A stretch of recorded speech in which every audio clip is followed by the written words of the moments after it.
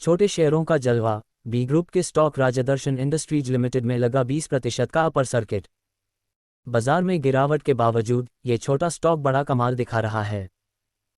सोमवार को 43.71 रुपये पर बंद होने के बाद बुधवार को इसने 20% के अपर सर्किट में खुलकर 53.25 रुपये पर बंद हुआ।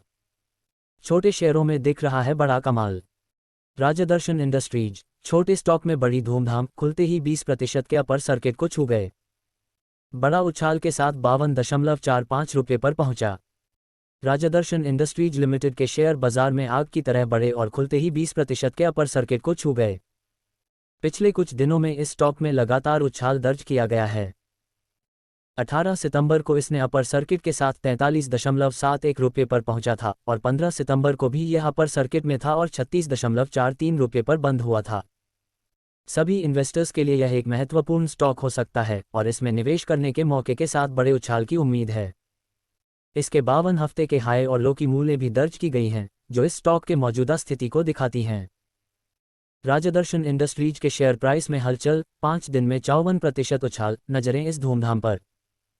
राजदर्शन इंडस्ट्रीज लिमिटेड के शेयर प्राइस में एक आश्चर्यजनक उछाल दर्ज किया जा रहा है, जो केवल 5 दिनों में ही 54% से अधिक है।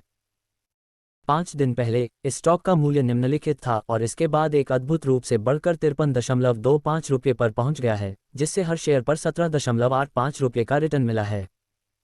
इस धूमधाम से जुड़ी ताज़ा जानकारी के साथ निवेशकों की ध्यान में इस स्टॉक की अद्वितीय दिन बदलती गतिविधियों की ओर एक नज़र जाए। राजदर्शन इंडस्ट्रीज मात्र एक महीने में 56% से ज़्यादा उछाल, पिछले 5 साल में 463% की छलांग। राजदर्शन इंडस्ट्रीज लिमिटेड के शेयर प्राइस में हाल के एक महीने में 56% से ज़्यादा की उछाल दर्ज की गई है, जबकि पिछले 5 साल में इसने 463% की छलांग दर्ज की है।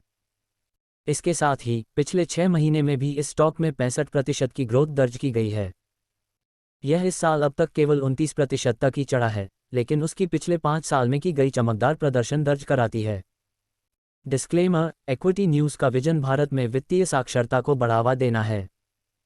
हम जो सामग्री पोस्ट करते हैं वह विशुद्ध रूप से शिक्षा और मनोरंजन के उद्देश्य से है। हम सेबी पंजीकृत वित्तीय सलाहकार नहीं हैं, इसलिए हम कोई निवेश या वित्तीय सलाहकार सेवाएं प्रदान नहीं करते हैं। आप अपने पैसे और अपने फैसलों के लिए पूरी तरह जिम्मेदार होंगे। कृपया अपने वित्तीय निवेश के लिए किसी सेबी पंजीकृत वित्तीय सलाहकार से परामर्श लें।